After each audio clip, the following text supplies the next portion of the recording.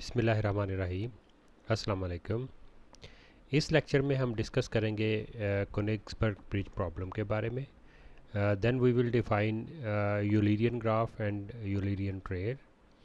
After that we will define Hamiltonian graph. फिर हम label, weighted graph, complete and regular graph के बारे में भी बात करेंगे। तो हम स्टार्ट करते हैं कोनिग्सबर्ग ब्रिज प्रॉब्लम से।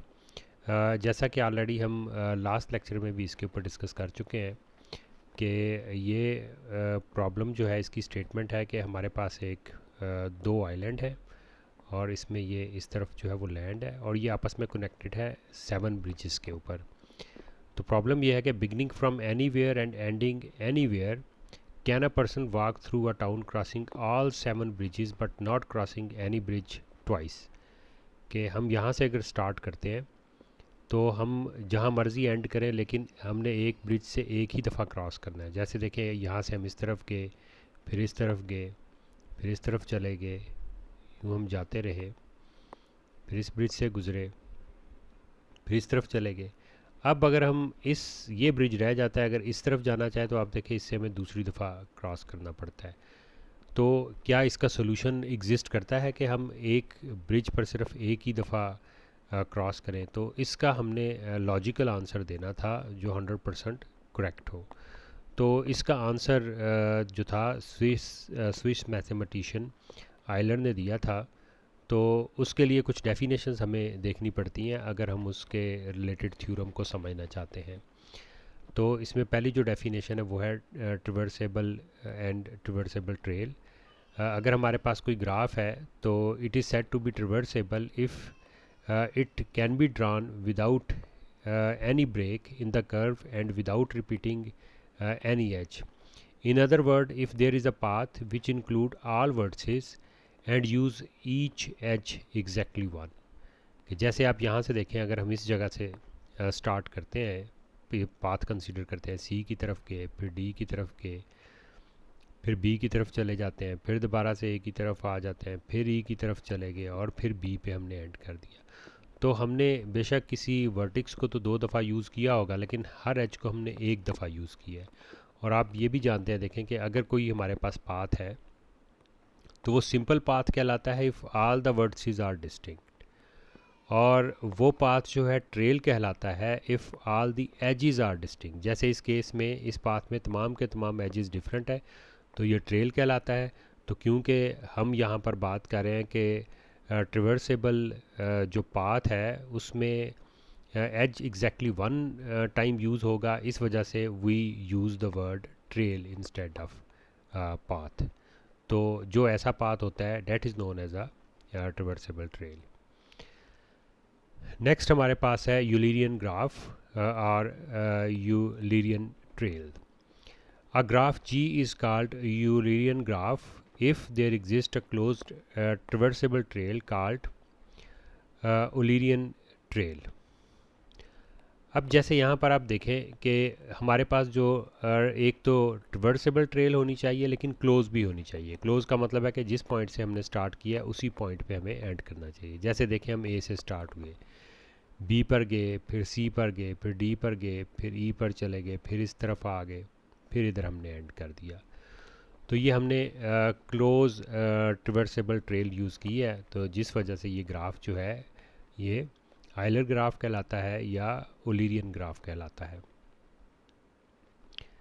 अब हम आते हैं toward the solution of the Königsberg bridge problem. अब क्योंकि कोनिग्सबर्ग के जो लोग थे उन्होंने ये लिखा था, जो स्विस मैथमेटिशियन था लियोनार्ड आयलर, उसको ना 1736 ने, तो उसने जो सोल्यूशन दिया था, हम उस सोल्यूशन की बात तो नहीं कर रहे क्योंकि वो हमारे एज सच कोर्स कंटेंट का हिस्सा तो नहीं है, लेकिन इस थ्योरम को समझना, सॉरी इस प्रॉब्लम को समझना हमारे कोर्स कंटेंट्स का हिस्सा था। तो उसके लिहाज से आयलर ने जो सोल्यूशन दिया था वो कन्वर्स था, actually prove converse of the above statement which is contain in following theorem and corollary. क्या है, आयलर ने प्रूव किया था कि a finite connected graph is Eulerian if and only if each vertex has even degree। कि जो हम बात कर रहे थे कि जो एक दफ़ा में ही एक एज सिर्फ उस सूरत में इस्तेमाल हो सकता है अगर हर वर्टेक्स की डिग्री जो है वो इवन हो। जैसे आप नोट करें इस ग्राफ के अंदर जो ए की डिग्री है वो 5 है क्योंकि इसके साथ 5 एजेस जो है वो कनेक्ट कर रहे हैं। सी की डिग्री 3 है, बी की डिग्री भी 3 है और डी की भी डिग्री भी 3 है। तमाम की डिग्री जो है वो 8 डिग्री है। और आयलर ने ये प्रूव किया था कि अगर ऐसा हो कि एक वर्टेक्स को हम सिर्फ एक दफ़ा इस्तेमाल करें तो फिर उस सूरत के अंदर डिग्री जो थी वर्टिसेस की वो इवन होनी चाहिए थी। तो देखें इस तरीके से हमारे पास इसका एग्जैक्ट मैथमेटिकल सॉल्यूशन आता है। इससे रिलेटेड जो क्रॉलरी है वो है कि any finite connected graph with two odd vertices is traversable. A traversable trail may begin at either odd vertex and will end at other odd vertex। कि ऐसा पॉसिबल भी हो सकता है कि अगर उसके दो वर्टिसेस जो हैं वो ऑड वर्टिसेस हों तो फिर ट्रिवर्सेबल ट्रेल जो है वो एग्जिस्ट कर सकती है। तो लेकिन आप नोट करेंगे कि यहाँ पर हमारे पास जो वर्टिसेस हैं 1 2 3 4, ये चारों के चारों जो हैं वो ऑड वर्टिसेस हैं।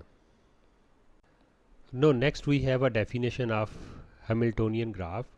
हैमिल्टोनियन ग्राफ असल में एक मैथमेटिशियन था, Irish mathematician William Hamilton, 1803 to 1865 उसके नाम पर है।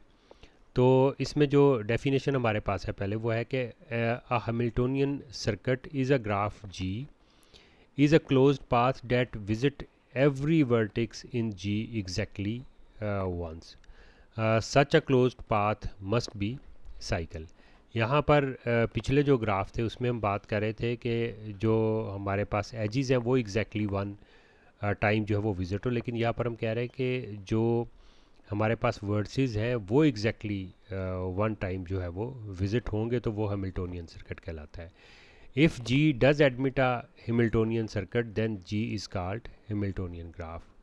Or note that an Eulerian circuit traverses every edge exactly once, but may repeat vertices।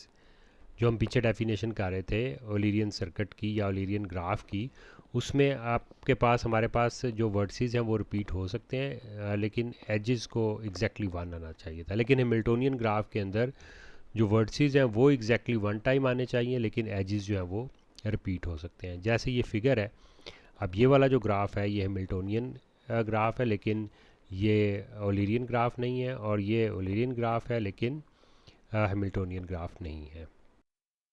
Next we have a definition of labelled and weighted graphs.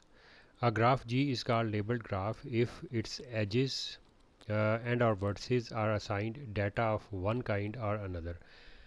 In particular, G is called weighted graph if each edge E of G is assigned a non-negative number W of E called the weight or length of V। और इसमें word जो length है इसका हरगिज़ ये मतलब नहीं है कि हम इसमें लंबाई की बात करें। जैसे देखें हम अगर एज पी ए वन की बात करें तो इसको वेट दिया गया है 3, और यहाँ पर जो एज ए वन और ए टू है ये भी इसको वेट दिया गया 3। इसी तरीके से हमारे पास ए टू से लेकर ए फोर तक जो लेंथ है या वेट जो दिया गया है इस एज को वो 2 है, और ऐसे ही ए टू से लेकर और ए सिक्स जो एज है हमारे पास या edge A to A six है उसको 7। हालांकि ये दोनों लेंथ इक्वल है लेकिन ये सिर्फ जो है नंबर दिया गया उनको जिसे हम वेट कहते हैं, या फिर हम इसके लिए अगर वर्ड लेंथ यूज़ करें तो हमें कंफ्यूज नहीं होना चाहिए कि we are not talking about the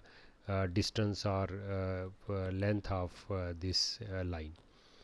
और इसमें द वेट और length of path is such a weighted graph G is defined to be the sum of weight of the edges in the path। For example अगर जैसे ये graph के अंदर अगर हमारे पास एक पाथ गिवन है जो है P, फिर है A1, फिर है A2 और फिर है A3। अब अगर इस पाथ की हम लेंथ या वेट की बात करें तो हमने क्या करना है कि ये हमारे पास बन रहा है ना, जो पाथ बनता है, तो हमने जस्ट ऐड कर देना है इनके जो कॉरस्पॉन्डिंग वेट्स हैं, 3 + 3 + 6, यानी कि यहाँ से पी से लेकर जो A3 पाथ इस तरीके से जो हमने फॉलो किया है, इसका वेट या लेंथ जो है वो 12 के बराबर है। अब हमारे पास डेफिनेशन है कंप्लीट ग्राफ की। A graph G is said to be complete if every vertex in G is connected to every other vertex in G. For example आप देखें यहाँ पर दो वर्टेक्स हैं और दोनों आपस में कनेक्टेड है, और अगर सिंगल वर्टेक्स होता आप देखें तो ये जो आइसोलेटेड वर्टेक्स होता है या आइसोलेटेड ग्राफ कहते हैं, ये भी इसी लिहाज से एक ट्रिवियल एग्जांपल है कंप्लीट ग्राफ की। आगे अगर नेक्स्ट आप जाएं तो इसमें आप देखें ये 3 वर्टेक्स हैं टोटल, इसमें 1 2 एंड दिस थर्ड वन, और हार्ड वर्टेक्स जो है ये इन बाकी दो वर्टेक्स के साथ कनेक्टेड है, ये बाकी दो वर्टेक्स के साथ। इसी तरीके से इसके अंदर आप देखिए तो तमाम ग्राफ में इसी तरीके से है कि हर वर्टेक्स जो है वो बाकी वर्टिसेस के साथ कनेक्टेड है। अलबत्ता ये ज़रूर हो सकता है, ज़रूरी नहीं है पिक्चर आप जैसे ये ट्रायंगल ड्रा की गई है या नेक्स्ट पिक्चर ड्रा की गई है उसको बिल्कुल ऐसे एक्यूरेट ही बनाएं। जैसे देखें अगर मैं ट्रायंगल वाली पिक्चर्स को इस तरीके से बना देता तो उस तरीके से इतनी एक्यूरेट तो नहीं है, जिस यानी तमाम जो इसके वर्टिसेस हैं इक्वल लेंथ के तो नहीं है, तो इसका लेंथ से किसी किस्म का कोई ताल्लुक नहीं होता। ये दोनों जो है वो सेम जो है ग्राफ को रिप्रेजेंट करते हैं और ये कंप्लीट ग्राफ है। और the complete graph with n vertices is denoted by kn। तो ये नोटेशन है इसके लिए, जैसे आप देखें ये k2, ये 3 वर्टिक्स हैं तो k3, ये k4, ये k5 5 वर्टिसेस के साथ, ये k7 है 7 वर्टिसेस के साथ। ऐसे ही अगर 10 वर्टिसेस होंगे तो वो k10 कहलाएगा। No next we have a definition of regular graph. A graph g is regular of degree k, or it is said to be a k regular if every vertex has degree k. In other words, a graph graph is a regular if every vertex has the same degree। जैसे आप देखें इसमें एक ही vertex है तो ज़ाहिरी बात है वो उसकी जो डिग्री है ज़ीरो है, तो इसी वजह से ये ज़ीरो रेगुलर ग्राफ कहलाता है। यहाँ पर इस वर्टेक्स की डिग्री भी 1 है, इस वर्टेक्स की डिग्री भी 1 है, 1 रेगुलर है।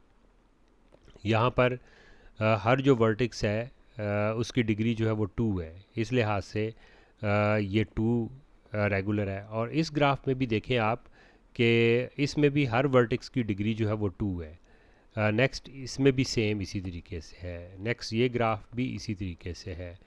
तो ये तमाम के तमाम जो है वो 2 रेगुलर की एग्जांपल्स हैं। इसी तरीके से देखें अगर हम कोई ऐसा ग्राफ ड्रा करते हैं कि जैसे ये हमने जिसमें कि डिग्री जो है हर वर्टेक्स की 3 हो, तो फिर उस सूरत में वो 3 रेगुलर ग्राफ कहलाता है। जैसे मैं अगर इसको इससे कनेक्ट कर दूँ, इससे कनेक्ट कर दूँ, फिर इसको इसके साथ कनेक्ट कर देता हूँ, और फिर उसके बाद इसको इसके साथ और इसको इसके साथ कनेक्ट कर देता हूँ, अब इसको इसके साथ कनेक्ट कर देता हूँ। तो आप नोट करें कि हर जो वर्टेक्स है हमारे पास उसकी डिग्री 3 है, तो इस वजह से ये 3 रेगुलर ग्राफ कहलाएगा। पिक्चर आप नो डाउट बड़ी खूबसूरत सी सीधी बना सकते हैं, लेकिन अगर स्ट्रेट ना भी हो तो इससे ऐसा ग्राफ थ्योरी के अंदर कोई फ़र्क नहीं पड़ता। तो आज के लेक्चर के लिए इतना ही। Thank you very much for your attention.